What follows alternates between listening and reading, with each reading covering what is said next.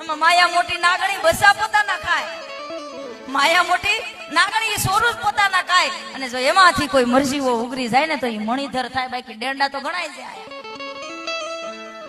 ડેંડા તો બહુ હોય બાપા. એટલે મા ભજનમાં કે છે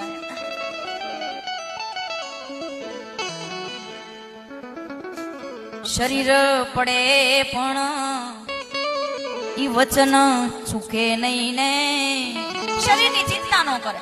ગુરુજી ના વેચ્યા તે તો વેચા. ગુરુ નો આદેશ થાય એટલે તરત તૈયાર ભજવા માટે.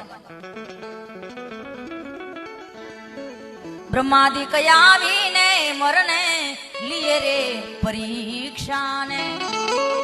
એ પણ આમાં બીજો રે બોધનો ફેરાય. મરજીવા થઈને બાપાએ મારા વાલા કાયમ રમવું ને. કાયમ મરજીવા થઈને કાયમ રમવું ને. એ વચન પાળવું સાંગો પાંગ. જીવન પર્યંત વચન ને પાળવું, આનું જતન કરવું, આને જાળવી રાખવું. ત્રિવિધિના તાપમાં આ જગત બળે છે.